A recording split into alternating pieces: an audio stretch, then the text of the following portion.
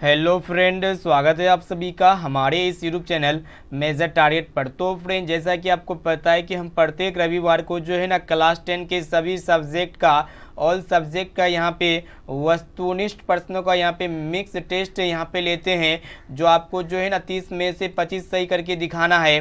तो फ्रेंड, अगर आप अपने तैयारियों को जांचना चाहते हैं ना तो इस क्लास को शुरू से लेकर आखिरी तक ज़रूर कीजिएगा दोस्तों। यानी कि ये टेस्ट को पूरा ज़रूर देना है, क्योंकि इस टेस्ट में हम ऐसे ऐसे अत्यंत ही महत्वपूर्ण ऑब्जर्व क्वेश्चन को सेलेक्ट किए जो आपके बोर्ड एग्जाम के लिए अत्यंत ही महत्वपूर्ण है।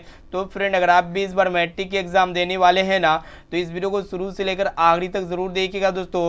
इस क्लास को मिस नहीं करना है, क्योंकि ये क्लास काफ़ी महत्वपूर्ण है। तो फ्रेंड, फटाफट से वीडियो को लाइक कर दीजिएगा। चैनल पर नए हैं ना तो प्लीज़ दोस्तों चैनल को सब्सक्राइब कर लीजिएगा। साथ में नोटिफिकेशन बेल आइकन आएगा, इसे प्रेस करके जो है ना ऑल पर जरूर सेलेक्ट कर लीजिएगा, ठीक है। और इस वीडियो में जितने भी क्वेश्चन सेलेक्टेड है ना आपके फाइनल मैट्रिक एग्जाम के लिए अत्यंत ही महत्वपूर्ण है। और दोस्तों, जो भी विद्यार्थी क्लास 10 के सभी सब्जेक्ट का ऑनलाइन पढ़ना चाहते हैं ना तो सिंपली आपको गूगल पे लिखना पड़ेगा measuretargets.com, ठीक है। तो यहाँ पे आपको सब कुछ बताएंगे दोस्तों। क्लास को शुरू से लेकर आखिरी तक कीजिएगा। और जो भी छात्र छात्राएं अभी तक हमारे व्हाट्सएप ग्रुप में नहीं जुड़े हैं तो फटाफट से इस नंबर को सेव कीजिए या हेलो कीजिए। आपको जो है ना दोस्तों 1 से 2 घंटे के अंदर में जो है ना व्हाट्सएप ग्रुप में ऐड कर दिया जाएगा, ठीक है। तो चलिए देखते हैं यहाँ पे पहले नंबर प्रश्न क्या करा है कि वृत्त की सबसे बड़ी जीवा को क्या कहते हैं। काफ़ी महत्वपूर्ण प्रश्न है। तो फ्रेंड, एक तरह का हम सर्किल बना लेते हैं। तो यहाँ पे वृत्त की सबसे बड़ी जीवा को क्या कहते हैं, वृत्त का व्यास कहा जाता है। यानी कि यहाँ पे सी वाला ऑप्शन जो है ना बिल्कुल ही करेक्ट आंसर हो जाएगा। और दोस्तों, ये जो व्यास होते हैं ना ये त्रिज्या का 2 गुना होते हैं। मान लीजिए ये आपका त्रिज्या ये R1 है और ये आपका R2 हो जाएगा, ठीक है। यानी कि जो वृत्त होते हैं, जो व्यास होते हैं ना ये त्रिज्या का 2 गुना होते हैं। और दोस्तों, ये जो ये जो व्यास होते हैं ना, व्यास को हम लोग किसके द्वारा दिखाते हैं, डी के द्वारा दिखाते हैं। और त्रिज्या को हम लोग आर के द्वारा दिखाते हैं। जो व्यास होती है त्रिज्या क्या होती है, 2 गुना होती है। साथ में इसे भी आपको याद होना चाहिए। अब चलिए फ्रेंड देखते हैं यहाँ पे दूसरा नंबर प्रश्न को देखिएगा, जो कि बोर्ड एग्जाम के लिए अत्यंत ही महत्वपूर्ण है। तो फ्रेंड, प्रश्न क्या करा है कि रिश्तेदार के कितने रुपये खो गए थे। तो यहाँ पे ऑप्शन ए में आपको 11 रुपये, या फिर 7 रुपये, या फिर 10 रुपये, या फिर 20 रुपये। तो फ्रेंड, रिश्तेदार के जो है ना 11 रुपये खो गए थे, इसे आपको याद होना चाहिए। यानी कि यहाँ पे ए वाला ऑप्शन जो है ना बिल्कुल ही करेक्ट आंसर हो जाएगा। और दोस्तों, ये इल्ज़ाम किस पे लगा था, यहाँ पे रिश्तेदार के जो 11 रुपये खो गए थे ना ये इल्ज़ाम किस पे लगा था, तो बहादुर पर लगा था। साथ में इसे भी आपको याद होना चाहिए। चलिए दोस्तों देखते हैं यहाँ पे तीसरा नंबर प्रश्न, जो कि बोर्ड एग्जाम के लिए अत्यंत महत्वपूर्ण है, मोस्ट इंपोर्टेंट है। क्या कराए कि प्रकाश संश्लेषण की क्रिया में कौन सा गैस का उत्सर्जन होता है, मोस्ट इंपोर्टेंट है। तो यहाँ पे ऑप्शन ए में आपको देख क्लोरीन गैस का, या फिर ऑक्सीजन गैस का, और ऑप्शन सी है कार्बन डाइऑक्साइड गैस का, या फिर मीथेन गैस का। तो फ्रेंड, जब प्रकाश संश्लेषण की जब क्रिया होती है ना तो कौन सा गैस का उत्सर्जन यानी कि कौन सा गैस निकलता है, तो यहाँ पे दोस्तों ऑक्सीजन गैस का उत्सर्जन होता है। यानी कि यहाँ पे बी वाला ऑप्शन जो है ना बिल्कुल ही करेक्ट आंसर हो जाएगा। और ये प्रकाश संश्लेषण की क्रिया में क्या होते हैं कि पेड़ पौधे अपना भोजन स्वयं बना लेते हैं स्टार्च के रूप में, ठीक है। आपको पता होना चाहिए दोस्तों, जो हरे पौधे पेड़ पौधे होते हैं ना ये प्रकाश संश्लेषण की क्रिया में सूर्य से प्रकाश संश्लेषण की उपस्थिति में सूर्य से जल लेते हैं, सॉरी यहाँ पे जमीन से जल लेते हैं, वायुमंडल से CO2 गैस लेते हैं, ठीक है। और सूर्य से क्या लेते हैं, प्रकाश संश्लेषण लेते हैं। यानी कि इसकी प्राप्ति में सूर्य जो पेड़ पौधे होते हैं ना अपना भोजन स्वयं तैयार कर लेते हैं। और दोस्तों, ये वायुमंडल में ये जो ऑक्सीजन गैस है ना कितना प्रतिशत पाई जाती है, तो यहाँ पे सभी को पता होना चाहिए लगभग 21% जो है ना दोस्तों ये ऑक्सीजन गैस पाई जाती है। और दोस्तों, एक प्रश्न ये भी पूछे जाते हैं कि प्रकाश संश्लेषण की क्रिया में कौन सा गैस का उपयोग होता है, तो CO2 गैस का उपयोग होता है। साथ में से भी आपको याद होना चाहिए। अब चलिए फ्रेंड देखते हैं यहाँ पे नेक्स्ट क्वेश्चन को देखिएगा, जो कि बोर्ड एग्जाम के लिए काफ़ी महत्वपूर्ण है। और ये भी प्रश्न जो ना बोर्ड एग्जाम में 100% पूछे जाएंगे। क्या करा है कि गांधी जी दक्षिण अफ्रीका क्या करने गए थे। तो यहाँ पे ऑप्शन ए में आपको दे डॉक्टर की पढ़ाई के लिए, या फिर वकालत की पढ़ाई के लिए, या फिर इंजीनियरिंग की पढ़ाई के लिए, या फिर इनमें से कोई नहीं। तो फ्रेंड, ये जो गांधी जी जो थे ना दक्षिण अफ्रीका क्या करने के लिए गए थे, तो वकालत की पढ़ाई करने के लिए गए थे। यानी कि यहाँ पे बी वाला ऑप्शन जो है ना बिल्कुल ही करेक्ट आंसर हो जाएगा। और दोस्तों, ये गांधी जी दक्षिण अफ्रीका कब गए थे, तो 1900 मतलब एक प्रश्न ये भी पूछे आते हैं कि गांधी जी दक्षिण अफ्रीका से वापस कब आए थे, तो 1915 ईस्वी में आए थे। 7 में ईस्वी आपको याद होना चाहिए। और दोस्तों एक प्रश्न ये पूछे आते हैं कि किसने जो है ना साबरमती आश्रम की स्थापना की थी, तो ये गांधी जी की थी। और कब की थी दोस्तों, 1916 ईस्वी में की थी। तो ये सारा पॉइंट्स आपको याद होना चाहिए। अब चलिए फ्रेंड देखते हैं यहाँ पे 5 नंबर प्रश्न को देखिएगा, जो कि बोर्ड एग्जाम के लिए भी प्रश्न जो है ना बहुत ही महत्वपूर्ण है कि निम्न में से कौन क्षारीय विलयन का पीएच मान है। तो फ्रेंड आपको पता होना चाहिए, जिस भी विलयन के पीएच का मान 0 से 7 के बीच होता है ना, तो वह विलयन अम्लीय प्रकृति का होता है। और जिस भी विलयन के पीएच का मान 7 होता है तो वह विलयन उदासीन प्रकृति का होता है। और जिस भी विलयन के पीएच का मान 7 से 14 के बीच होता है ना, तो उस विलयन जो होते हैं ना क्षारीय प्रकृति का होता है। तो फ्रेंड यहाँ पे क्षारीय विलयन पूछ रहा है, तो यहाँ पे क्षारीय विलयन 7 से ज़्यादा कौन है, तो 13 है। यानी कि यहाँ पे हमारा डी वाला ऑप्शन जो है ना बिल्कुल ही करेक्ट आंसर हो जाएगा। और ऑप्शन ए में आपका दिया हुआ 2 और ऑप्शन सी में आपका दिया हुआ 6। तो ये दोनों जो है ना 0 और 7 के बीच में है, इसलिए ये दोनों विलयन जो है ना दोस्तों अम्लीय प्रकृति के विलयन होंगे। और जिस विलयन के पीएच का मान 7 होता है ना, तो वह विलयन क्या होता है, उदासीन प्रकृति का होता है। अब चलिए फ्रेंड देखते हैं यहाँ पे नेक्स्ट क्वेश्चन को देखिएगा, जो कि बोर्ड एग्जाम के लिए बहुत ही महत्वपूर्ण है। और ये एपी का प्रश्न है। देखिएगा प्रश्न ये कह रहा है कि यदि किसी एपी का सामान्य पद 3n+5 है तो इसका सारांतर ज्ञात करें। तो फ्रेंड हम किसी भी एपी का सारांतर कैसे ज्ञात करते हैं, तो सबसे पहले आपको जो है एपी पता होना चाहिए, यानी कि कम से कम एपी का जो है कम से कम 2 या 3 पद पता होना चाहिए। तो यहाँ पे हम सबसे पहले क्या करेंगे, 2 या 3 पद ज्ञात कर लेंगे, ठीक है। मतलब यहाँ पे हम लोग जो है ना एन की जगह हम लोग क्या करेंगे, प्राकृतिक संख्या रखेंगे बारी बारी से। तो यहाँ पे हमारा जो है ना दोस्तों एक एपी तैयार हो जाएगा।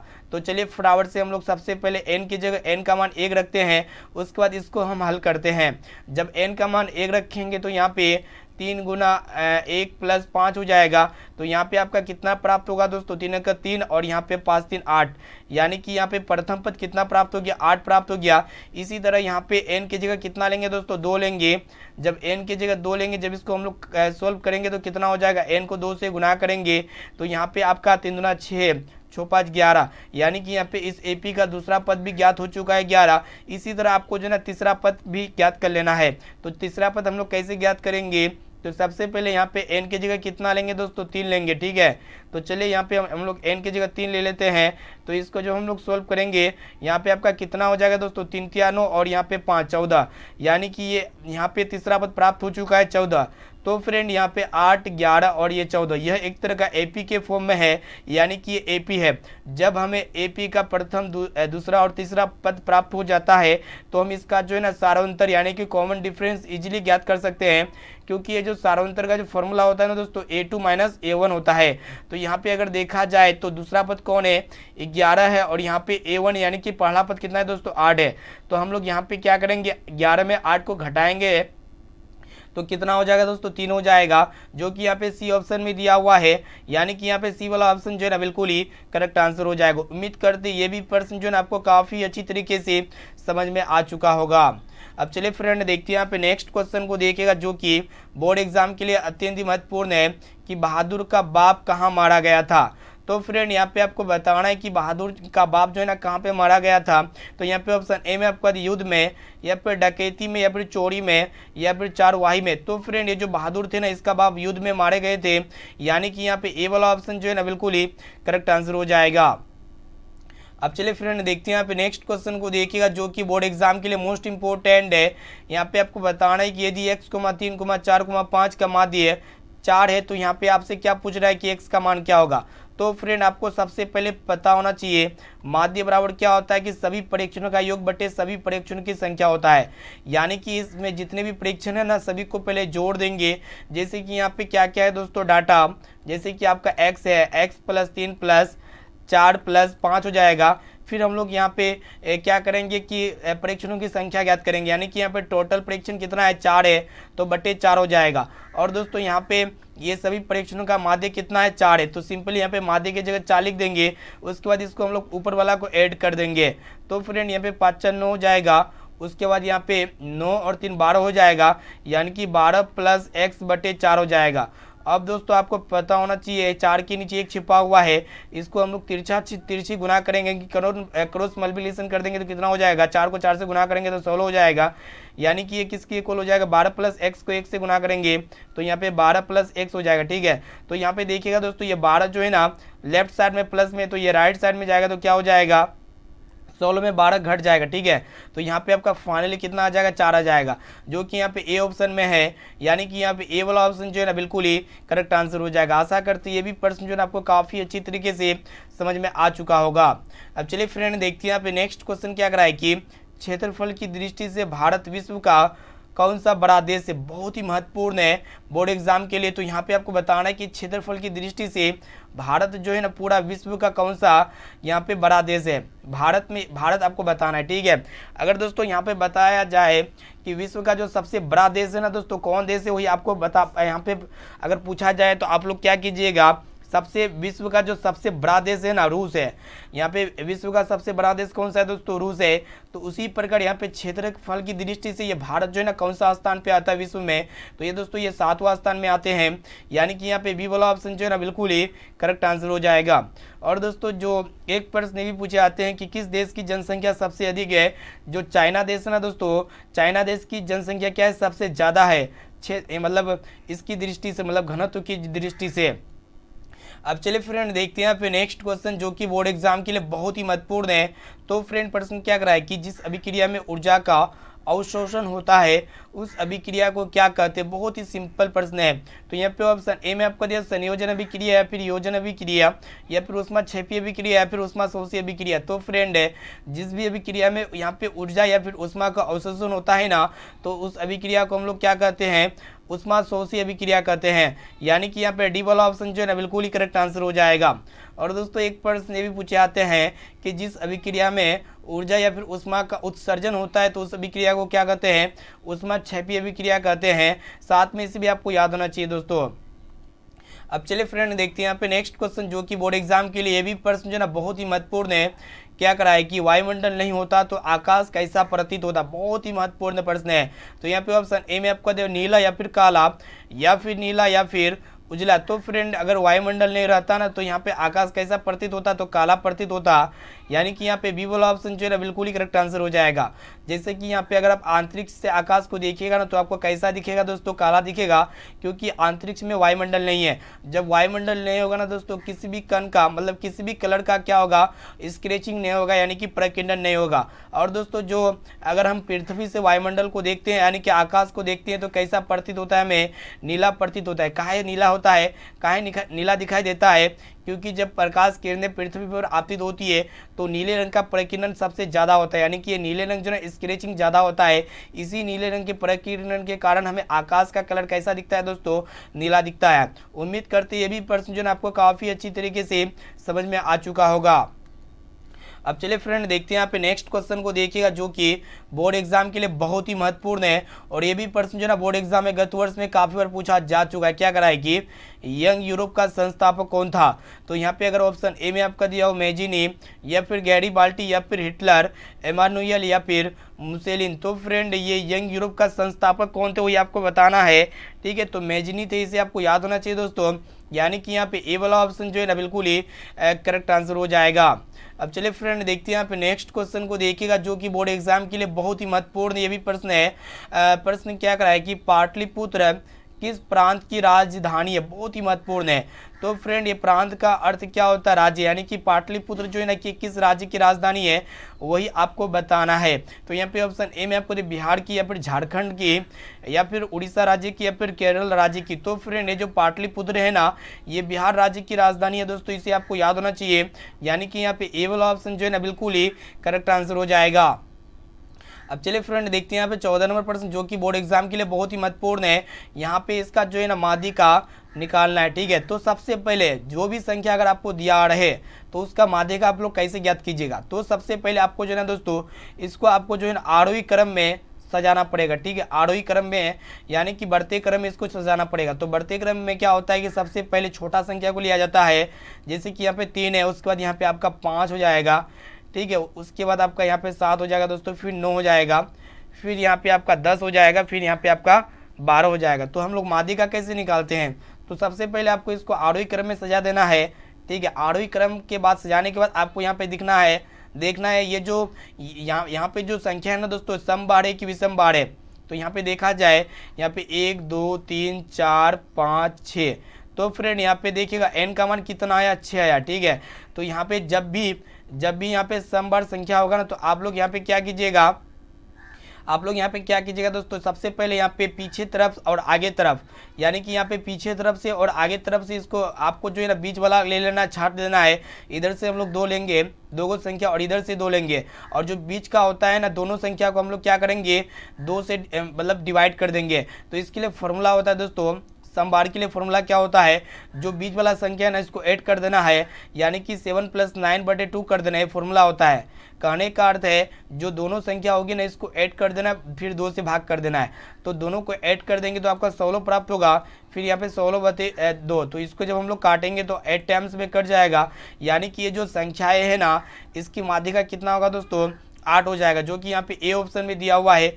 यानी कि यहाँ पे ए वाला ऑप्शन जो है ना बिल्कुल ही करेक्ट आंसर हो जाएगा। ठीक है, अगर यहाँ पे विषम बार रहे ना तो बीच में जो संख्या होगी वही उसका क्या होगा दोस्तों, माध्यिका होगा। साथ में इसी भी आपको याद होना चाहिए, यहाँ पे क्या है, सम बार है। तो सम बार जब भी होगा ना तो आपको क्या करना है, आपको जो है ना दोनों और पीछे तरफ और आगे तरफ से क्या कर देना है, बराबर लेना है। इधर आप 2 लेते हैं तो उधर भी आपको 2 को ही लेना है। उसके बाद तो बीच में जो संख्या बचेगी ना तो उससे 2 से भाग कर देना है। अगर आपका ये विषम बार रहेगा तो आप लोग क्या कीजिएगा, तो दोनों तरफ से बराबर लेना है, और बीच का जो होगा ना दोस्तों वही आपका क्या होगा, माध्यिका होगा। तो उम्मीद करते हैं ये प्रश्न आपको काफ़ी अच्छी तरीके से समझ में आ चुका होगा। अब चलिए फ्रेंड देखते हैं यहाँ पे 15 नंबर प्रश्न को देखिएगा, जो कि बोर्ड एग्जाम के लिए बहुत ही महत्वपूर्ण है कि नेत्र में प्रवेश करने वाली प्रकाश की मात्रा को कौन नियंत्रित करता है। तो यहाँ पे ऑप्शन ए में आपको पुतली, या फिर रेटिना, या फिर कॉर्निया, या फिर श्वेत पटल। तो फ्रेंड नेत्र में प्रवेश करने वाली प्रकाश की मतलब प्रकाश की मात्रा को कौन कंट्रोल करता है, तो पुतली मतलब नियंत्रित करता है। ठीक है, जो नेत्र का जो मतलब बाहर वाला भाग होता है काला, और उसके अंदर एक भाग होता है उसको हम लोग क्या कहते हैं दोस्तों, पुतली कहते हैं। ठीक है, अब चलिए फ्रेंड देखते हैं यहाँ पे नेक्स्ट क्वेश्चन को देखिएगा, जो कि बहुत ही महत्वपूर्ण है। क्या करा है कि वृत्त के क्षेत्रफल का सूत्र क्या होगा। तो फ्रेंड ये जो वृत्त के क्षेत्रफल का जो फॉर्मूला होता है ना, πr² होता है। ये एक प्रकार का वृत्त हो गया दोस्तों, और वृत्त की त्रिज्या को हम लोग यहाँ पे r के द्वारा दिखाते हैं। ठीक है, और जो व्यास होती है ना ये वृत्त की त्रिज्या का 2 गुना होती है। ठीक है, और दोस्तों ये जो वृत्त का जो परिधि होता है ना दोस्तों क्या होता है, 2πr होता है, और वृत्त का क्षेत्रफल क्या होता है, πr² होता है। तो उम्मीद करते ये भी प्रश्न आपको काफ़ी अच्छी तरीके से समझ में आ चुका होगा। यहाँ पे सी वाला ऑप्शन जो है ना बिल्कुल ही करेक्ट आंसर हो जाएगा। चलिए देखते हैं यहाँ पे नेक्स्ट क्वेश्चन क्या करा है कि सबसे बड़ा शत्रु कौन है। तो फ्रेंड यहाँ पे ऑप्शन ए में आपका क्षमा, या फिर आलस्य, या फिर क्रोध, और ऑप्शन डी है लोभ। तो फ्रेंड यहाँ पे सबसे बड़ा शत्रु कौन है, आलस्य है, यानी कि यहाँ पे बी वाला ऑप्शन जो है ना बिल्कुल ही करेक्ट आंसर हो जाएगा। आप कोशिश कीजिए कि एक एक क्वेश्चन का आंसर जो है ना लाइव चैट में या फिर कमेंट बॉक्स में कमेंट जरूर कीजिएगा दोस्तों। चलिए देखते हैं यहाँ पे नेक्स्ट क्वेश्चन क्या कराए कि चींटी यहाँ पे और हो जाएगा। ठीक है, चींटी और मधुमक्खी के डंक में कौन सा अम्ल पाया जाता है। तो यहाँ पे ऑप्शन ए में आपका सिट्रिक अम्ल, या फिर एसिटिक अम्ल, या फिर मेथेनोइक अम्ल, या फिर लैक्टिक अम्ल। तो फ्रेंड जब आपको चींटी या फिर मधुमक्खी उसका डंक से मतलब वो आपको वार करता है ना, तो उसके बाद आपको जो जलन महसूस होता है ना, तो वो कौन सा केमिकल छोड़ता है, कौन सा एसिड छोड़ता है। तो फ्रेंड वो आपका कौन सा एसिड होता है मतलब आपको बताना है। ठीक है, तो यहाँ पे अगर देखा जाए मेथेनोइक अम्ल छोड़ता है। ठीक है, यानी कि यहाँ पे हमारा सी वाला ऑप्शन जो है ना बिल्कुल ही करेक्ट आंसर हो जाएगा। और दोस्तों दही में कौन सा अम्ल पाया जाता है, लैक्टिक अम्ल पाया जाता है। साथ में इसे भी आपको याद होना चाहिए। अब चलिए फ्रेंड देखते हैं यहाँ पे नेक्स्ट क्वेश्चन, जो कि बोर्ड एग्जाम के लिए बहुत ही महत्वपूर्ण है। इस प्रश्न को अच्छी तरह से देखना है दोस्तों। प्रश्न ये कराएगी यदि 2x + 3y = 12, और यहाँ पे दूसरा समीकरण दिया हुआ है 3x - 2y = 5, तो यहाँ पे आपसे पूछ रहा है कि x और y का मान ज्ञात कीजिए। तो इसको दोनों दोस्तों आप जब भी ऑब्जर्व क्वेश्चंस आए ना तो आपको ट्रिक बताते हो, उस ट्रिक के द्वारा इसको बनाना है। ऐसे में तो बहुत सारे विद्यार्थी इसको समीकरण 1 मानेंगे, फिर इसको समीकरण 2 मानेंगे, फिर उसके बाद आप क्या करेंगे, इसको जो है ना प्रतिस्थापन विधि से हल या फिर विलोपन विधि। तो देखिए यार बहुत सारे विद्यार्थी क्या करेंगे, इसको समीकरण 1 और इसको समीकरण 2 मानेंगे। ठीक है, और इसके बाद आप यहाँ पे विलोपन या फिर प्रतिस्थापन विधि या फिर वज्र गुणन विधि से हल करेंगे ना, तो ये काफ़ी लंबा हो जाएगा। ठीक है, तो यहाँ पे आपको शॉर्टकट ट्रिक बताते हैं जो आप बोर्ड एग्जाम में मात्र 5 सेकंड में इसको हल कर सकते हैं। तो सबसे पहले यहाँ पे समीकरण 1 के द्वारा हम लोग सिर्फ इसको समीकरण 1 को हल करेंगे ना, मतलब x की जगह यहाँ पे इसका वैल्यू लेंगे और यहाँ पे y की जगह इसका वैल्यू लेंगे।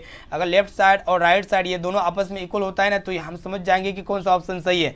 तो बारी बारी से सबसे पहले यहाँ पे ऑप्शन ए को चेक करेंगे। सिंपली हम लोग क्या करेंगे कि x की जगह 2 रखेंगे और यहाँ पे y की जगह 3 रखेंगे। तो चलिए सबसे पहले यहाँ पे हम लोग समीकरण 1 को उतार लेते हैं, ठीक है। तो यहाँ पे समीकरण 2 को नहीं उतारना दोस्तों, सिर्फ और सिर्फ यहाँ पे समीकरण 1 के द्वारा इसको चेक कर लेना है। अगर ये दोनों लेफ्ट साइड और राइट साइड इक्वल होते हैं ना, तो आपका वो ऑप्शन आपका क्या होगा, सही होगा, ठीक है। चलिए यहाँ पे सबसे पहले यहाँ पे ऑप्शन ए को चेक कर लेते हैं। तो सबसे पहले यहाँ पे x की जगह 2 लिखेंगे दोस्तों, यानी कि 2 गुना 2 प्लस, और यहाँ पे y की जगह 3 लिखेंगे। तो यहाँ पे 3 गुना 3 ये किसके इक्वल होना चाहिए, ये 12 के इक्वल होना चाहिए।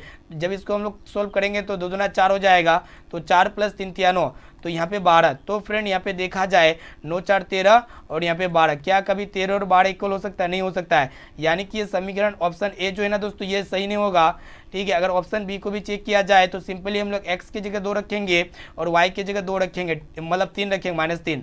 तो चलिए इसमें भी हम लोग रखते हैं दोस्तों। जब हम लोग x की जगह कितना रखेंगे, 2 रखेंगे, फिर यहाँ पे प्लस देंगे, y की जगह कितना रखेंगे, -3 रखेंगे। तो यहाँ पे 3 गुना -3 हो जाएगा, किसके इक्वल हो जाएगा, 12 के इक्वल हो जाएगा। तो चलिए यहाँ पे लेफ्ट साइड को जब सोल्व करेंगे तो यहाँ पे 2 दूना 4 प्लस माइनस माइनस हो जाएगा, 3 तिया 9, फिर ये आपका 12 के इक्वल हो जाएगा। तो यहाँ पे 9 में 4 गया तो कितना होगा, -5। क्या ये -5 कभी 12 के इक्वल हो सकता है, कभी भी नहीं हो सकता है। तो यहाँ पे ऑप्शन बी भी मेरा सही नहीं है। अगर यहाँ पे ऑप्शन सी को चेक किया जाए, ऑप्शन सी में हम लोग यहाँ पे x का मान 3 और यहाँ पे y का मान 2 समीकरण 1 में पुट कर देंगे, ठीक है। तो चलिए सबसे पहले यहाँ पे हम लोग 2 को यहाँ पे समीकरण 1 में जो दिया हुआ है डाटा उसको उतार लेते हैं। जैसे कि यहाँ पे 2 गुना x है, तो x की जगह हम लोग यहाँ पे सिंपली 3 रखेंगे, फिर प्लस देंगे, फिर यहाँ पे y की जगह ना दोस्तों 2 रखेंगे। तो ये जो है ना 12 के इक्वल होना चाहिए, ठीक है। तो यहाँ पे 3 गुना 6 हो जाएगा, फिर यहाँ पे 3 गुना 6, यानी कि ये जो है ना दोस्तों 6 से कितना हो गया, 12 हो गया। तो यहाँ पे भी लेफ्ट साइड में भी 12 किया और राइट साइड में 12 तो ही है, तो ये दोनों आपस में इक्वल है। तो यहाँ पे आपको समझ जाना पड़ेगा कि ऑप्शन सी जो है ना सही उत्तर हो जाएगा, ठीक है। तो आप इस विधि से बनाइए, आपका जो है ना ज़्यादा समय नहीं लगेगा दोस्तों। अगर आप ये प्रतिस्थापन विधि या फिर विलोपन विधि के द्वारा इसको हल करने का कोशिश करते ना, तो आपको काफ़ी लंबे समय लग सकता है। तो आप कोशिश कीजिए कि कम समय में ऑब्जर्व क्वेश्चन का आंसर देना है। तो चलिए दोस्तों देखते हैं यहाँ पे 20वां प्रश्न जो कि बोर्ड एग्जाम के लिए बहुत ही महत्वपूर्ण है। तो फ्रेंड प्रश्न क्या कराए कि पुतली के साइज को कौन नियंत्रित करता है, बहुत ही महत्वपूर्ण है। तो यहाँ पे ऑप्शन ए में आपको परितारिका या फिर नेत्र लेंस या फिर रेटिना या फिर नेत्र गोलक। तो देखो यार, ये जो पुतली होता है ना, पुतली की साइज को कौन कंट्रोल करता है, परितारिका कंट्रोल करता है। यानी कि यहाँ पे ए वाला ऑप्शन जो है ना बिल्कुल ही करेक्ट आंसर हो जाएगा, ठीक है। अगर आप अंधेरा में जाते हैं ना, तो आपका पुतली का साइज क्या होता है दोस्तों, बड़ा होता है, ठीक है। अगर आप यहाँ पे प्रकाश में जाते हैं तो पुतली का साइज क्या होता है दोस्तों, बहुत छोटा होता है, ठीक है। क्योंकि जब प्रकाश ज़्यादा होता है ना, तो पुतली क्या होता है, वो मतलब मुरझा जाता है, मतलब सिकुड़ जाता है। अगर आप अंधेरा में जाते हैं ना, तो ये जो पुतली होता है ना दोस्तों, ये बड़ा हो जाता है, ठीक है, फैल जाती है। अब चलिए फ्रेंड देखते हैं यहाँ पे नेक्स्ट क्वेश्चन जो कि बहुत ही महत्वपूर्ण है बोर्ड एग्जाम के लिए। तो फ्रेंड प्रश्न क्या कराए कि जालियांवाला बाग हत्याकांड की जांच के लिए कौन सा समिति का गठन हुआ था, बहुत ही महत्वपूर्ण है। तो यहाँ पे ऑप्शन ए में आपको दिया रमण समिति या फिर हंटर समिति या फिर डायर समिति या फिर सी समिति। तो फ्रेंड जब देखिएगा यहाँ पे जालियांवाला बाग का हत्याकांड हुआ था ना, तो यहाँ पे कौन सी समिति का गठन हुआ था, तो हंटर समिति का गठन हुआ था। यानी कि यहाँ पे हमारा बी वाला ऑप्शन जो है ना बिल्कुल ही करेक्ट आंसर हो जाएगा, बहुत ही महत्वपूर्ण है। और दोस्तों ये जालियांवाला बाग का हत्याकांड कब हुआ था दोस्तों, 13 अप्रैल 1919 ईस्वी में हुआ था, ठीक है। तो जालियांवाला बाग हत्याकांड में क्या हुआ था कि हजारों भारतीय की जाने चली गई थी, और इस कांड को जांच करने के लिए एक समिति का गठन किया गया था, जिसे हम लोग किस नाम से जानते हैं, हंटर समिति के नाम से जानते हैं, ठीक है। इसे आपको याद होना चाहिए। अब चलिए फ्रेंड देखते हैं फिर नेक्स्ट क्वेश्चन को देखिएगा जो कि बोर्ड एग्जाम के लिए बहुत ही महत्वपूर्ण है। क्या कराए कि स्वामी दयानंद का बचपन का नाम क्या था। तो फ्रेंड यहाँ पे ऑप्शन ए में आपको दयानंद है या फिर गौरी शंकर या फिर मूल शंकर या फिर प्रमोद कुमार। तो फ्रेंड ये जो स्वामी दयानंद जी थे ना, इसकी बचपन का नाम क्या था, मूल शंकर था, इससे आपको याद होना चाहिए। यानी कि यहाँ पे सी वाला ऑप्शन जो है बिल्कुल ही करेक्ट आंसर हो जाएगा। और दोस्तों ये स्वामी दयानंद जी का जन्म कहाँ पे हुआ था, गुजरात के टंकारा ग्राम में हुआ था, इसे आपको याद होना चाहिए। और दोस्तों एक प्रश्न भी पूछे जाते हैं कि आर्य समाज की स्थापना किसने किया था, तो स्वामी दयानंद जी ने किया था, इसे आपको याद होना चाहिए। अब चलिए फ्रेंड देखते हैं यहाँ पे नेक्स्ट क्वेश्चन को देखिएगा जो कि बोर्ड एग्जाम के लिए बहुत ही महत्वपूर्ण है। तो फ्रेंड प्रश्न क्या कराए कि कमरे के ताप पर मरकरी धातु किस अवस्था में पाई जाती है? बहुत इंपॉर्टेंट है। तो यहाँ पे ऑप्शन ए में आपको था ठोस या फिर द्रव या फिर गैस, और ऑप्शन डी इनमें से कोई नहीं। तो फ्रेंड है कमरे का टेम्परेचर पे जो मरकरी जो पारा होते हैं ना, मरकरी मतलब होता है पारा, जिसको हम लोग Hg कहते हैं। ये जो एलिमेंट होते हैं, मतलब ये जो मेटल होते हैं ना दोस्तों, किस अवस्था में पाई जाती है? तो ये जो है ना लिक्विड फॉर्म में पाई जाती है, यानी कि यहाँ पे हमारा बी वाला ऑप्शन जो है ना बिल्कुल ही करेक्ट आंसर हो जाएगा। और दोस्तों एक प्रश्न ये भी पूछे जा सकते हैं कि कमरे के ताप पर कौन सा अधातु जो है ना, मतलब कौन सा अधातु द्रव अवस्था में पाई जाती है?